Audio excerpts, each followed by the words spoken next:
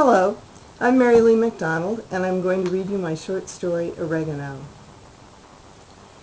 Wiped out by a long day of shooting, Janice Dawkins slid her camera bag into the kitchen, removed her winter boots, and slammed the door.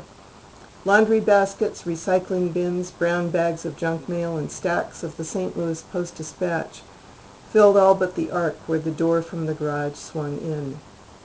She hated coming home and confronting the detritus of married life. "Hey, Greg," she called, "why's this crap still here?" "I'm on top of it." His voice drifted down the hall. "You're obviously not." Her sock feet slid across the linoleum and the dining room's parquet floor.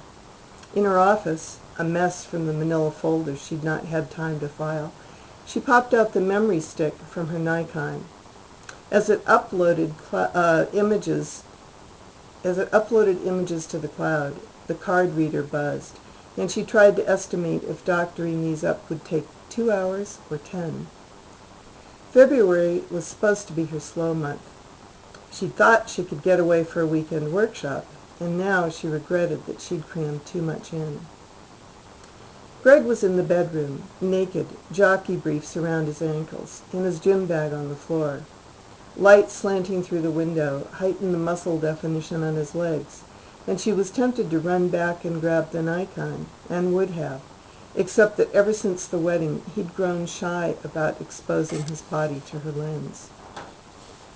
"I'm sorry I didn't do what I promised," he said. "There's an inch of ice in the truck bed." "Never mind," she said. "It was just the first thing I saw. I brought the day in with me." "Where were you?" "Out in Boone County. Mom and pop maple syrup operation. Their web guy wants the photos by tomorrow." "But you have your workshop," he said. "Yeah, I know." Outside it was 5 above. "Not much warmer tomorrow." Her fingers felt on fire from the cold. She tapped his back, and when he turned, she nestled against the fuzz of his chest. "How about warming me up?" she said. "Not now, honey." He unwrapped her arms. "Why not?" "I've got a racquetball game." What good was it having a young husband if the first thing that went through his mind was racquetball? She was 42, he 29. They should have been well matched. But lately it seemed like once a week was all he needed. She sank down on the hope chest at the foot of the bed and watched him dress. He fished a dingy jockstrap from his gym bag and stood on one leg and then the other while he hiked it up around his hips. The sagging elastic looked disgusting. She pictured herself with her face screwed up, tongue sticking out, holding the thing at the end of a stick. "Don't you ever wash that?" she asked. He put on shorts. "I just took it out of the wash. I did the rest of the laundry, too." He pointed to a heap of folded clothes on the bed. Game or no game, she would have pushed him back onto the mattress, but the clothes were in the way. Sighing in a way that sounded too much like her mother, Janice picked up a stack of T-shirts. They felt damp. She unfolded them and draped them across the radiator. "Didn't I get them dry enough?" he said. "They're just a little damp," she said. She wanted to say, "Come here, feel this. Does this feel dry to you?" But she'd done that before, and he still never let the clothes get all the way dry. "What time's your workshop start?" he said. 6:30 a.m., she said. "Magic hour." "Even when the sun comes up, it's not going to be warm. You'd better wear long johns." "I wore them today, and it didn't help." He grabbed the T-shirt from the radiator and slid blue sweatbands on his wrists. She waited for him to make a comment about the shirt's dampness, but he tucked it in his shorts and sat down to pull on his socks. "Maybe we could do something fun when you get back," he said. "Sunday's our day to clean house." She picked up the clothes he had dropped. There was the bathroom. That had to be done. Should she mention it, or would it occur to him? "I was also thinking maybe we could do something midweekish," he said. "But you're at the store." "I'll talk to my dad and see if Wednesdays I could make it home by 6. That'd give us time to catch a movie or maybe take a class through adult ed, maybe a massage workshop or watercolor, something that's outside both our comfort zones." "Have you looked in the paper?" "I thought you could do that." I'll think about it. She wanted to say, let me know when you've got a plan figured out, but instead she took a deep breath. One among many that seemed harder lately, was figuring out their calendars. Hers was complicated because she had jobs during the day and a studio class at St. Louis University 3 nights a week. Greg worked at his dad's True Value, and if an employee called in sick, Greg had to fill in. What are you making for dinner? He said. Oh, nothing. I need to bond with Photoshop. I could pick up a pizza on my way home. Get a salad, too, she said, trying to hold back the weariness that threatened to settle in. What I'd really like is just to have a nice meal together when I get back from my workshop. That could be arranged. He smiled and shouldered his gym bag. She walked with him to the kitchen, where her small clay herb pots lined the sill. A month ago, when she'd gone out to Herman, Missouri, on a photo shoot, he'd killed off the basil, sage, peppermint, and rosemary. She stacked the pots, handing him the wobbly tower. He cradled them to his chest. What do you want me to do with these? Throw them away, she said. He nodded to the remaining pot. What about that? Only the oregano had tolerated his neglect. It's still alive. She clasped the oregano's pot and moved it to the center of the sill, where the plant would get full sun. Its delicate heart-shaped leaves quivered when she let go. Should I water this, or will you remember? She said. I'll remember, he said.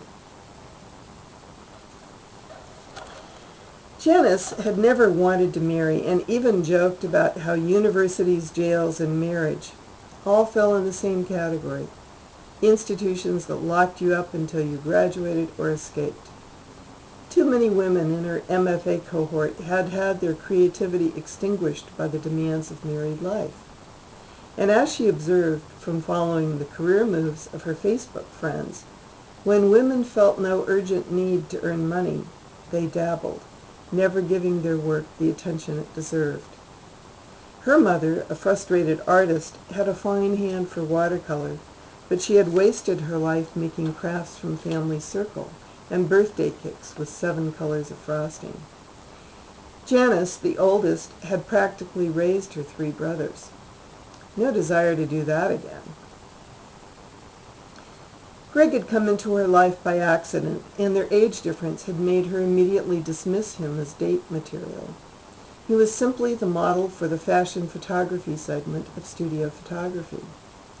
After his first modeling gig, when he seemed to be wincing from the exposure of so much skin, not nude, but undressing down to his swim trunks, she had invited him for coffee. He was tired, she saw, and wondered if it was because she'd had him moving around. She wanted the students to see what it was like to art direct, to tell a model how to assume different poses and how long to hold them. Was this your first time modeling? She said. Yes, plus I already put in a 9-hour day before coming here. My day job's working at my dad's True Value. She almost made a joke about working in a hardware store, plenty of screws, but decided not to when she saw his eyes. They were large and blue as opals, a sparkling star in the center of each one, and she felt those stars extend their light around her shoulders. Why'd you sign up to model? She said. I wanted to be around creative people, he said, and I need the money. It wasn't long before Janice realized what working in the family True Value meant, before she understood the mixed messages he got from his parents. Work hard, we're leaving the store to you, but we won't pay you what a manager should earn. Greg rarely complained about the hours stocking shelves, pasting on orange tags, or running the cash register when one of the clerks called in sick. He earned little more than minimum wage and had always lived frugally. After their marriage, he surprised her by suggesting they open a joint account. When she asked why, he said because she should have a cushion. It was no fun groveling.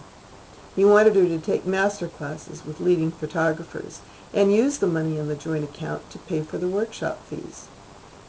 "Really?" she said, not quite believing he'd be so generous, and even more astounded that he'd realized this was just what she'd been longing to do.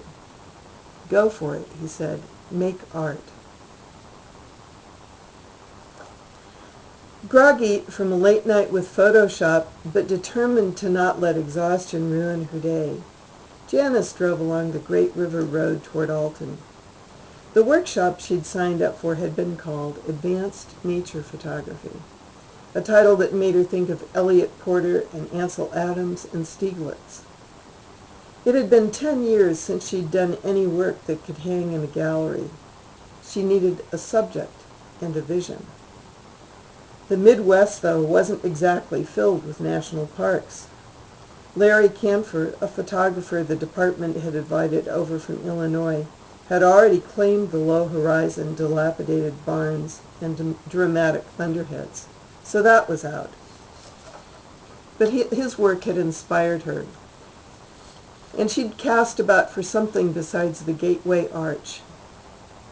She came up with the idea of flowing water, the Mississippi River in all its floods, freezes, and thaws. She hadn't been over to the locks and dams since grade school, but when she stepped from the warmth of the car into the pre-dawn dark of the Riverland's migratory bird sanctuary, she learned that the true focus of the weekend would be birds. After her initial disappointment, she reminded herself that nature did include birds, so why not? Greg deserved his money's worth. Stoically, she bayoneted a 200-400 zoom onto the camera body and screwed on a 1.4 teleconverter. She vowed to stick by the instructor's side and catch up every little crumb of wisdom, but felt her resistance mount as she followed 8 men, all above 70, all with lenses that required carrying with 2 hands, along a trail that led to a duck blind at the water's edge. "I'm going to walk along the shore a ways," she said, heading north before the instructor could call her back. Snow fell into her boots. The rising sun gradually burned off the fog that hovered above the sluggish, sullen Mississippi. Eagles made lazy circles above the eddies, but the light was too low to shoot a moving target. Besides, eagles were so obvious. She hated expeditions where everyone came back with the same pictures. And now she hated the stupid class because she was cold and being overtaken by a bad mood. Maybe the problem was where she was placing her attention. Since leaving the group, she had been looking out at the river, 50 yards away in the middle distance. Look close, look far, avoid the middle distance if you can. This advice is what she would have told a class of beginners. She stopped and stared at the grass just off the trail. At last, something worthy of springing the legs on her tripod. She changed lenses and got to work, looking up when she heard footsteps. The instructor's sun-weathered face and cropped white beard made her think he'd just returned from the Caribbean. Over his polar fleece he wore a many-pocketed vest like her own, but no parka. At least he'd had sense enough to wear a rag-wool hat. "Find a nest?" he said.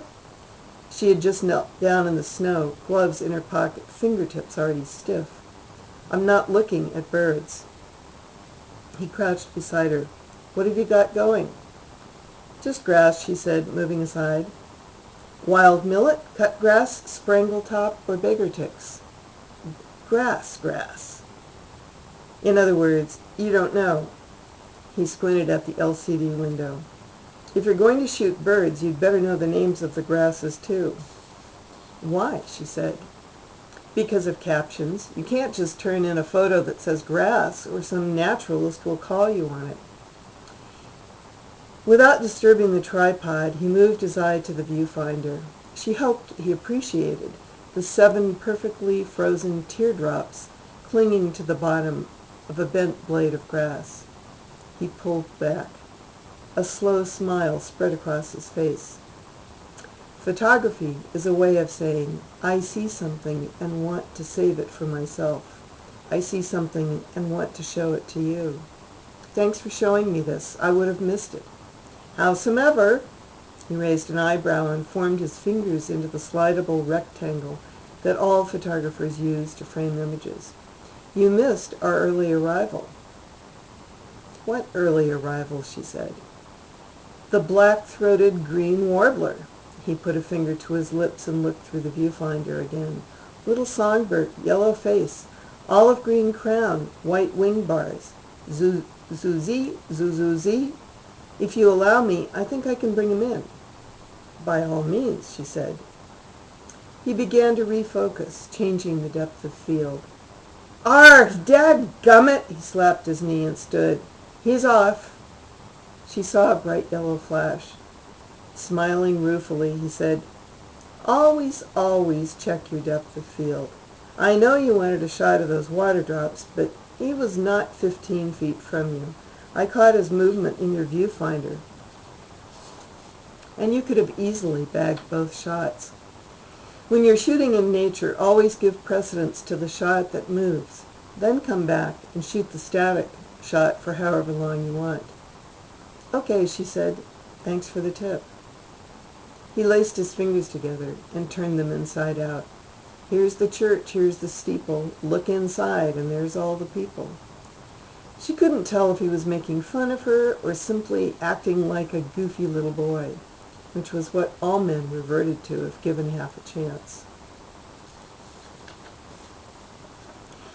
2 days of trooping around behind professional birders who merely wanted to come home with close-ups from their latest bird walk convinced her that wildlife photography was not a direction she would ever pursue. Classes weren't going to turn her into Elliot Porter or Ansel Adams, and she doubted this weekend would give her anything mountable in an exhibition or printable in a book. Frost clung to the hairs of her nose, and she was frozen through. She eased open the door from the garage, praying that the crap would be gone. But it wasn't, and the house smelled like onions. How could that be? They had no food in the house, apart from some frozen hamburger and moldy vegetables, unless Greg had gone to the grocery store. That would be a first. Are you cooking dinner? She asked, walking into the kitchen. The windows were so fogged she couldn't see out. Greg stood at the stove, whistling and stirring spaghetti sauce. He'd put a colander of pasta in the sink. Want me to put the noodles on a plate? She said. Sure, he said. Janice picked up the strainer. The strands of spaghetti stuck together, a gummy, glutinous mess. She turned on the water and tried to rinse the slime. The noodles felt thick and cold as earthworms. He'd forgotten to put in a tablespoon of olive oil and then cook them too long. Had he never heard of al dente and the little trick of throwing the noodle against the wall? After plunging the pasta under the hot tap, she separated the strands with a fork. You can put the salad on the table, he said. It's in the fridge. I didn't think we had any. Oh yeah, I found some tomatoes and lettuce in the bin. Janice opened the refrigerator and took out the salad bowl. The lettuce looked like compost. She went straight to the service porch and dumped the contents in the garbage. She didn't say anything. There was no point. Still, the sound of the lid slamming down made its own statement. After moving the colander, she rinsed the bowl. What happened to the salad? He said. We can't eat that, she said. It's just going to be spaghetti then. He took a ladle from the drawer. It is what it is. Sighing, she turned on the tap to wash her hands. On the sill sat the little clay herb pot. The oregano's leaves had turned from green to gray. She sucked in her breath. Wiping her hands on her jeans, she said, I'll be back in a sec. She went in the study. On his roll-top desk, she saw a white ring on the finish where he had left a coffee cup. She rubbed the ring with her finger, but it didn't go away. He kept the bank statements in a cubbyhole. $2,000 in their joint account, $7,000 in the interest-bearing account, which was still in his name alone. If she got a divorce, there would be no master classes. That wouldn't be the end of the world. Her days would consist of weddings, bar mitzvahs, catalogs, restaurant menus, Kiwanis, and Rotary, plus whatever part-time teaching she found time to do. She replaced the statement exactly as she had found it, and stood for a moment in the hall, her breathing shallow, trying to compose a face. "Come and get it," Greg called. She pressed her eyes. Greg had dimmed the dining room light and lit candles, and now he was pouring 2 glasses of Cabernet. Before even sitting down, she reached over and slugged one back. The glass landed hard on the table. "Thirsty?" he said. "Oh, dehydrated." Her chair scraped the floor. Greg went back in the kitchen and returned with plates. She knew that the best way to motivate people was to encourage them. He needed praise, but she could think of few things to praise besides his effort. She watched him eat and forced a smile. "I appreciate you cooking tonight," she said. "Thank you," he said. "How was the class?" "Fine," she said. She was not cut out to sit for days in a duck blind waiting for some stupid bird to flop down. "I took pictures of some grass." "No birds?" "Not enough light. Moving target, you know." In fact, she hadn't been able to capture a single bird in her viewfinder. Not an eagle, not a mallard, not the lone cardinal she'd seen pecking at red frozen berries. Her fork picked at the edges of her spaghetti. Fresh herbs would have made a better sauce, not one where her tongue kept encountering dried twigs. "I was wondering why you didn't water my oregano," she said. He twirled spaghetti around his fork. "What oregano?" He knew perfectly well the plant had died. He must have seen it while he was cooking dinner. "I was gone 2 days, and you forgot to water my herb." "That's its problem." "What, the oregano's?" She didn't mean to get angry. She hadn't meant to even bring it up. Was he really saying it was the oregano's problem? As if it had willed itself to die? As if it were a sentient being committing plant suicide? "I've told you 1,000,000 times to water my plants when I go out of town," she said. "Not 1,000,000. Twice. If you want to know, it froze before I could water it. And I thought if I watered it, ice might form around the roots, and it would be worse off." He sucked a long strand of spaghetti slowly through his lips. She put her fork down. "You could have moved it to the countertop before you went to bed." He took a sip of wine. "I didn't think of that." "You didn't think of that?" "What's the big deal? I'll buy you another one." Maybe the oregano wasn't dead after all. She pushed her chair back, turned on the kitchen light, and took the clay pot down from the sill. With her fingers she stripped the brittle leaves one by one. "He loves me not." Or maybe, "I love him not." She stared at the stubble. "What are you doing out there?" he said. "Nothing." She held the plant as if it would speak to her. Tell her, this is your stop. This is where you get off. "Janice, you're on my case all the time." She waited a moment to see if this tipped the scale. Whining just might. But he said nothing. Carrying the plant, she marched into the service porch. Her toe slid toward the shiny petal on the garbage can. As she pressed down, the lid on the can creaked open. "I hear you doing something," Greg said. "No, I'm not," she said. On top of the remains of Greg's salad sat 2 empty cans of Pomodoro tomatoes. The cans should have gone into the recycling. He'd been too lazy to rinse them. From out in the dining room she heard the sound of him clearing his throat. "You are just like my mother," he said. The cork sucked out of a bottle and wine sloshed into a glass. "That must be why I have such a high tolerance for this sort of thing." The pot in her hand trembled. "What sort of thing?" "Nitpicking," he said. Whoa, baby, like his mother. "So why do you tolerate it?" "Because I love your creative spirit," he said, "and I don't want to see you crushed." She bent down and placed the dry little pot of oregano on top of the cans. How lifeless the oregano looked. She did not mean to cry. She should wait until she could talk calmly, maybe after he'd put her name on his account. after she'd figured out if she'd be covered by Cobra if they divorced. She eased her toe off the pedal. "I can front you a month's rent, or more if you need it. Don't stay with me for the money," Greg said, his voice jerking a notch higher. "I couldn't bear it." She felt a wave of nausea, as if she were a child caught running away from home. He was an entire room away, but she felt as if the walls were transparent. Was it possible he applied to her the same kind of scrutiny she applied to him? That this is what marriage amounted to, this not very flattering reflection? She saw an enlarged snapshot of herself, grainy with every pore showing, her hard eyes examining his every move. She lowered the metal lid of the trash can to keep it from banging shut.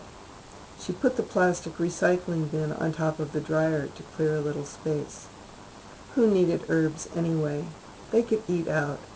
They could go to gallery openings and foreign films. She would plan something midweekish to help him forget the soul-deadening boredom of the hardware store. She had not meant to be so cruel. Besides, in another month, Schnucks would sell flats of herbs, and she could plant them outdoors where they belonged. The end.